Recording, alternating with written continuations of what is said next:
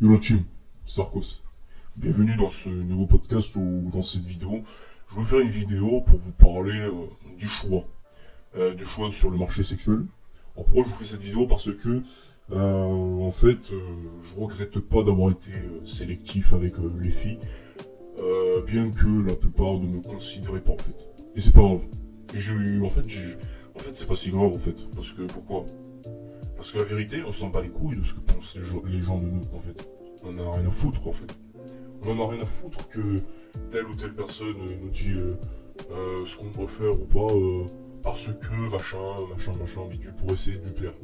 On en a rien à foutre. Parce que, en fait, j'ai vu dans pas mal de gens qui n'ont pas le choix.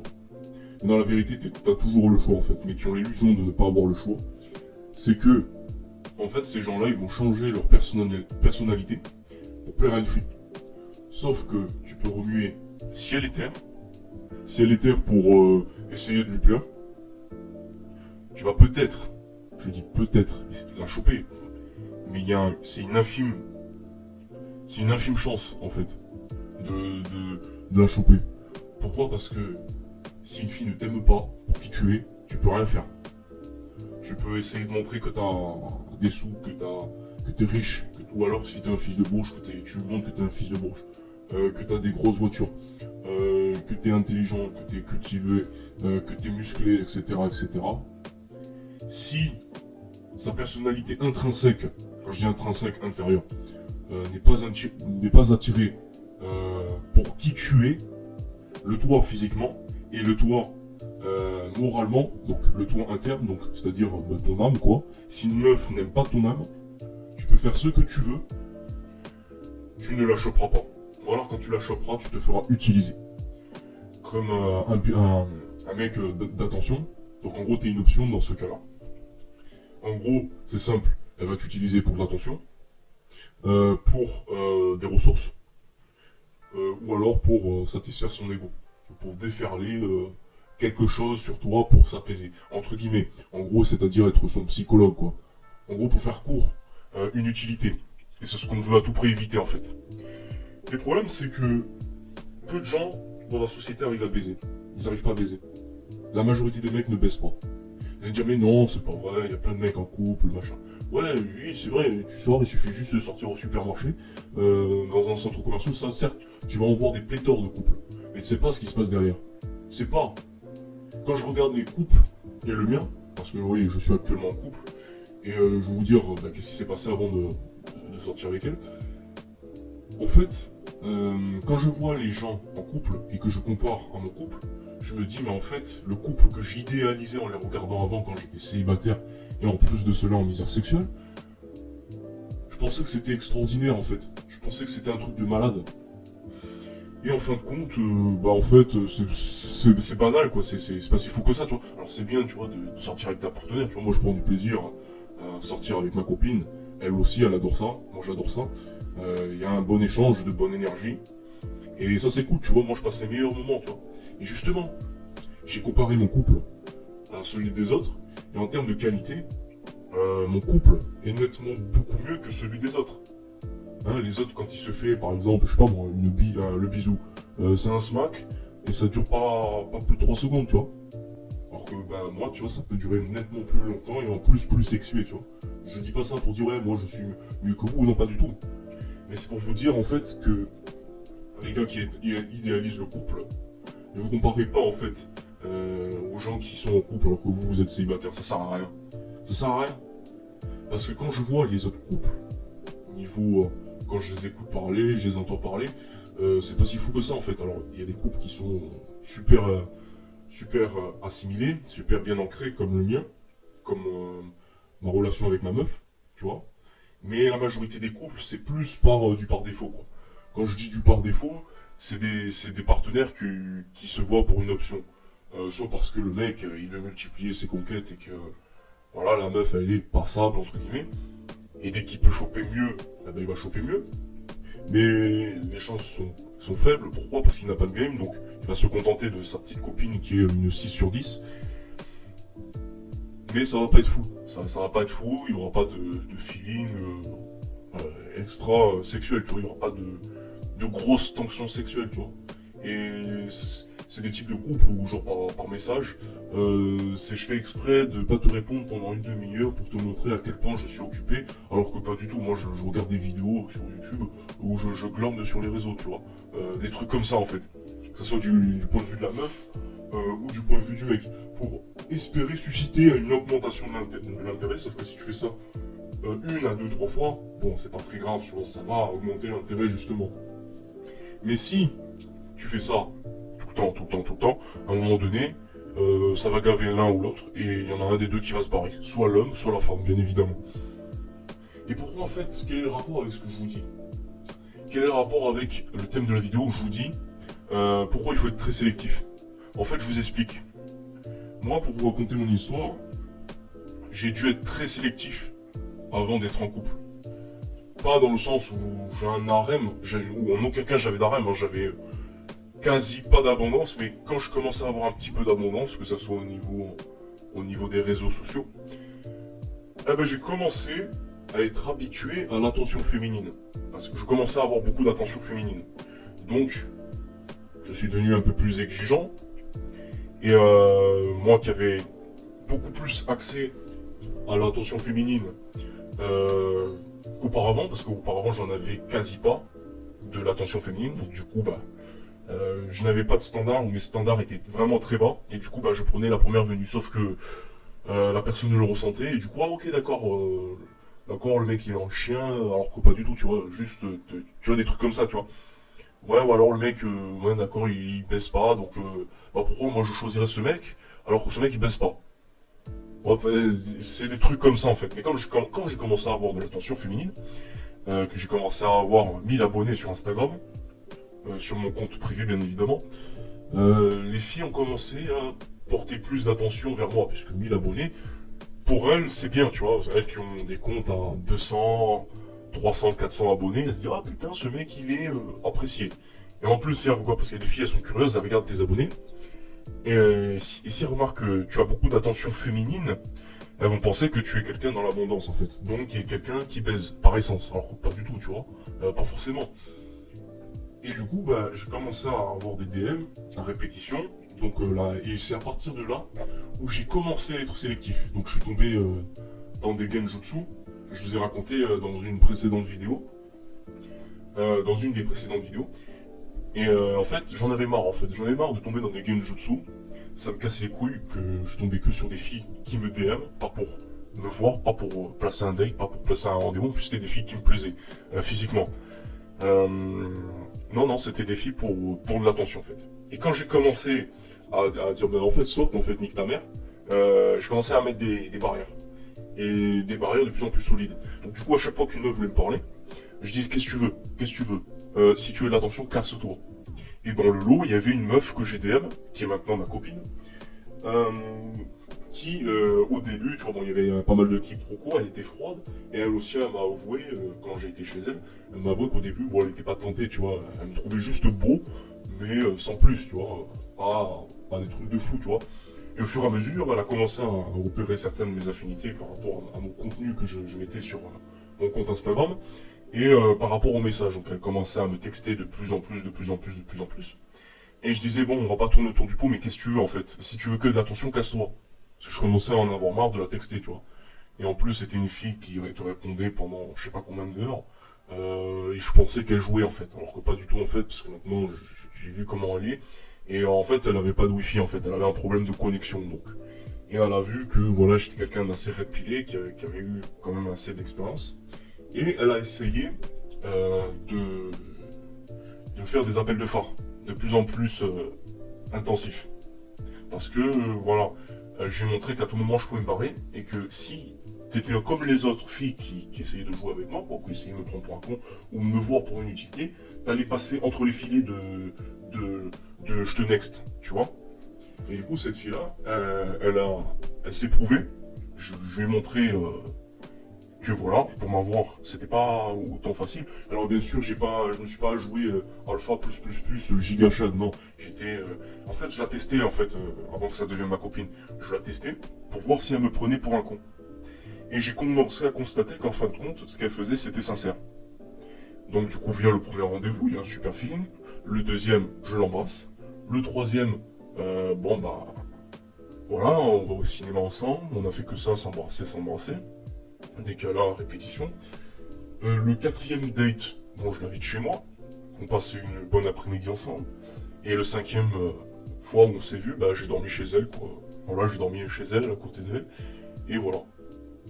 Bon, évidemment, ce qui s'est passé, c'est passé. Et voilà, sans plus de détails. Parce que après, c'est la vie privée, tu vois. Bon, après, tu vois, je suis anonyme, hein, on sait pas qui je suis. Euh, parce que ma voix est modifiée et que, voilà, je m'affiche pas. Donc, je peux me permettre de dire ces choses-là sans trop donner de détails. Voilà. Bref, c'était la petite parenthèse. Je la revois encore demain, encore une fois. Et voilà. Voilà, on connaît ce genre de bail. Mais avant qu'on en arrive là, j'ai dû être exigeant. J'ai dû être exigeant. Alors pas non plus, moi je demande pas une bombe atomique, attention. Hein. Ma copine, c'est pas la plus belle du monde et je le sais très bien. Elle aussi, elle le sait très bien que je suis pas le plus beau du monde, que je suis pas le plus musclé, que je suis pas le plus grand, etc. etc. Mais, mais, ma copine, je la trouve super jolie. Personnellement, niveau physique, je lui mets 7 sur 10. Franchement, 7 sur 10, pour moi c'est bien. Franchement, c'est cool. Et puis moi aussi, quand je me compare, je me regarde un petit peu, je me considère comme un 7 sur 10. Et au niveau de la mentalité, de la moralité, sur la beauté intérieure, comme on pourrait dire, ma copine, je lui mettrais un 8 sur 10. Objectivement, hein, je parle, parce que j'ai vu comment elle était, j'ai vu sa famille, j'ai vu comment elle vivait, et j'ai vu comment elle était, en fait, tout court, en fait. Et en fait, ça m'a beaucoup plu, elle aussi, elle a vu de mon côté qui j'étais, et ben, en fait, l'intérêt ne faisait qu'augmenter, en fait, tu vois, parce qu'on a fait tellement d'affinités, que ce soit sur le plan physique, moral et psychologique, que si tu veux, bah, les choses se sont faites naturellement, en fait. Et en fait, je vous parle de ça parce que les gars qui n'ont pas d'abondance ou qui galèrent avec les filles, ils se posent la question, mais je dois faire beaucoup d'efforts. À partir du moment où tu es dans l'état d'esprit où tu te dis, je dois faire des efforts, t'as déjà perdu de l'avance. Pourquoi moi, je devrais faire des efforts pour essayer de la courtiser, la... essayer d'à chaque fois relancer, essayer de proposer des sujets de discussion, essayer de tout, de tout essayer de la faire parler, déjà essayer de la faire parler quoi. C'est que déjà si t'essayes de faire parler une meuf, c'est qu'elle s'en bat elle en a rien à foutre de ta ganache. Elle s'en bat les couilles de toi mec. Les gens disent mais non mais c'est pas vrai. Non non. Une fille, si à chaque fois tu es obligé de poser des questions, d'essayer de la relancer, d'essayer de la faire rigoler. Tu vas passer pour un mongol. Tu vas passer pour un gogol qui ne se respecte pas. Alors que la meuf, il y a des signaux qui montrent qu'elle est indifférente à toi. Et elle va se dire, ah ok, c'est un bouffon. Elle se dit dans sa tête, ah ok, ce mec, il est pas capable de voir, il est pas capable de voir par lui-même que j'en ai rien à foutre de lui. Vice versa, bien évidemment, ça peut être dans les deux cas. Mais la meuf, elle se dit, c'est un gros bouffon en fait. Je suis obligé de lui dire, mais vas-y, mais casse-toi en fait. Tu vois, quand une meuf te dit casse-toi, c'est qu'elle en aura le cul de voir ta ganache. Et en plus, c'est que le niveau de manque de respect vis-à-vis de toi est tellement élevé que si tu veux, elle va commencer à faire des pailles pour essayer de te descendre, de t'humilier, de te descendre comme ça. Parce que la meuf, tu lui gaffes, tu vois, alors que tu es là, tu la relances à chaque fois. Et elle te répond. Elle te répond. Et du coup, toi qui n'as pas d'abondance ou qui as très peu d'expérience avec les filles, tu te dis ah ouais, elle me répond trop bien, elle est intéressée à moi, elle m'a posé une question, oh là là, elle m'a posé une question sur moi, elle est vraiment intéressée. Non. Non, pas du tout. Pas du tout. Parce que si c'est que du ping-pong, ça va pas aller loin. Si à chaque fois tu es obligé de relancer, même si tu penses relancer, chaque fois que tu y penses, c'est que c'est mort. Normalement, une fille qui te veut pour qui tu es, une fille qui t'aime, vraiment, sincèrement, tu ne te poses même pas ce genre de questions. Tu ne te poses même pas ce genre de questions. Qu'est-ce que je vais faire? Ouais, comment je vais faire pour la satisfaire? Comment susciter son intérêt? Comment susciter quelque... Tu vois? Tout ce que je veux dire? Alors bien évidemment, la fille peut se détacher. Oui. Oui, ça, on est tous conscients de cela. On a pris la red pill, on sait comment elles sont. Mais il y a des exceptions, mais avec la red pill intégrée, bien évidemment, parce que pas tout est rose. Hein.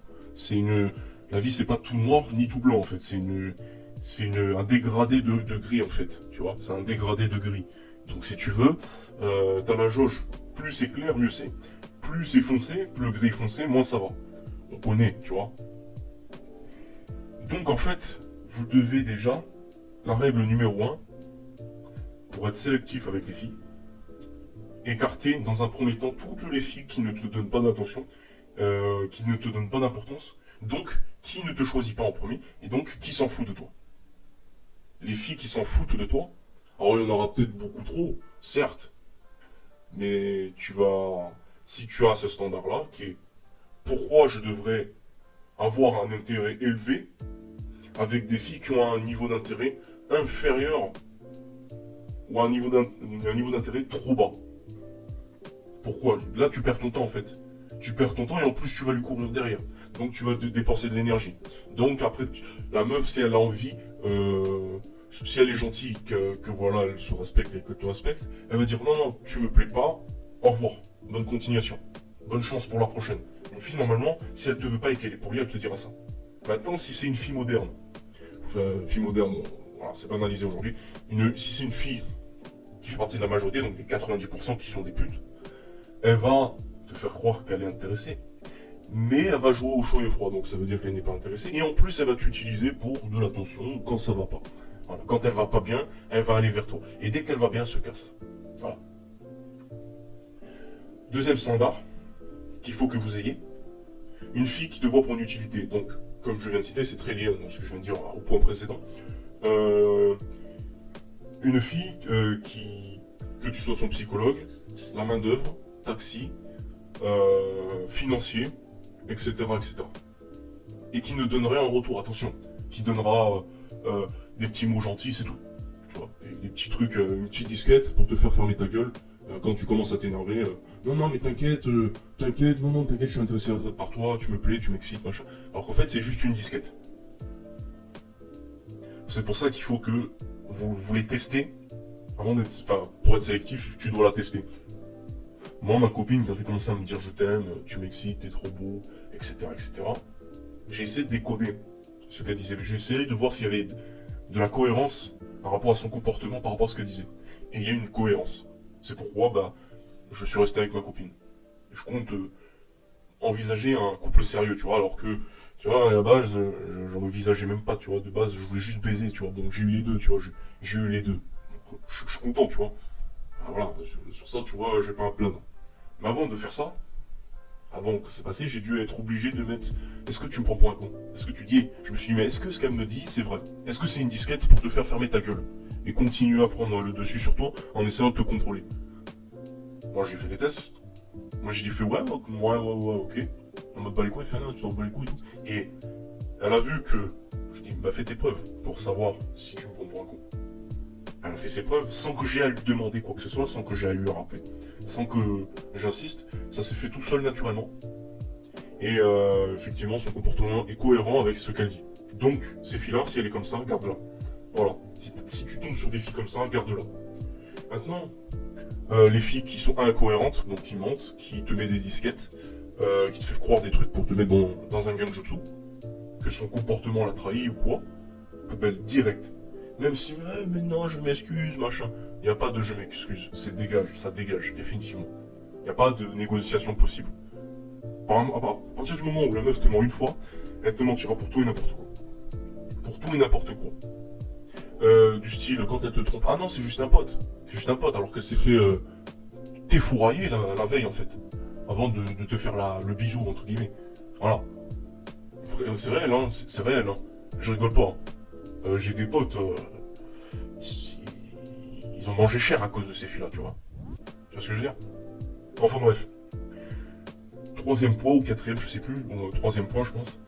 Une fille qui ne voit aucune valeur en toi. C'est-à-dire que t'es quelqu'un de discipliné, de sportif, de cultivé, intelligent, poli, courtois, etc., etc. Toutes des bonnes qualités. Si elle ne voit pas ça, et que bah ça ne la branche pas, que machin, bah écoute, ça dégage. Pourquoi ça dégage? Parce que elle, ça veut dire quoi? Ça veut dire qu'elle est attirée par des perdants. Tu vois?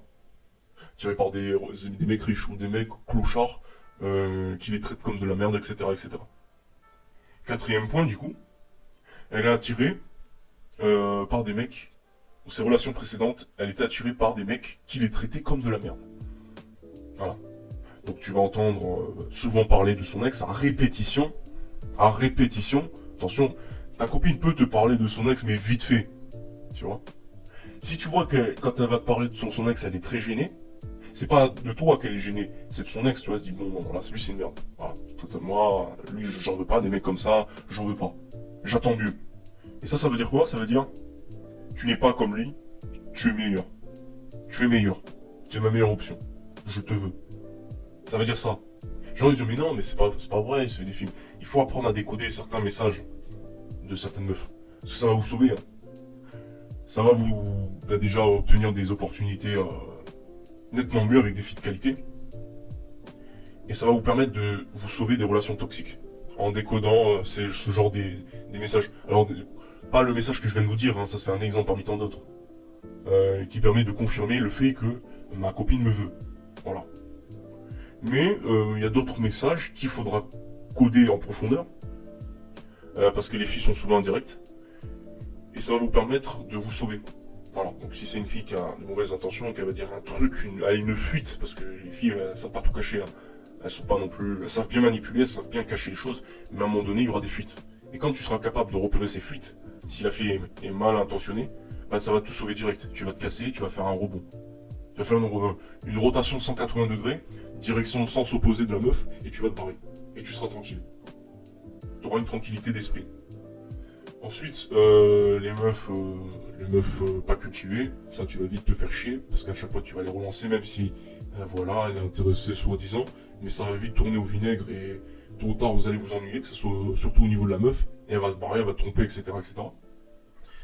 Une fille endommagée psychologiquement, si à chaque fois t'es obligé de la rassurer, machin, à un moment donné ça va la gaver, même malgré qu'elle veut ça, elle veut de l'attention, machin, elle va se barrer, elle va te tromper, elle va te faire machin. Elle va te faire des coups de pute. Alors que cette meuf-là réclamait ta présence en tant que psychologue. Voilà. Alors que c'est ta meuf, attention. La meuf tarée. Donc ça c'est un niveau au-dessus. Donc avec la meuf tarée, bon, vous pouvez vous augmenter les chances de finir en prison avec ce genre de filles. Parce qu'elles vont vous rendre fou et vous faire perdre vos moyens. Ou alors de finir en psychiatrie ou finir suicidé. Voilà. Donc on veut à tout prix éviter ça avec les filles tarées. Donc ça dégage aussi. Voilà à peu près pourquoi je vous ai dit d'être sélectif. Voilà. Sur ce les gars, merci d'avoir écouté ce podcast et puis sur ce, je vous dis à très bientôt pour de nouvelles vidéos.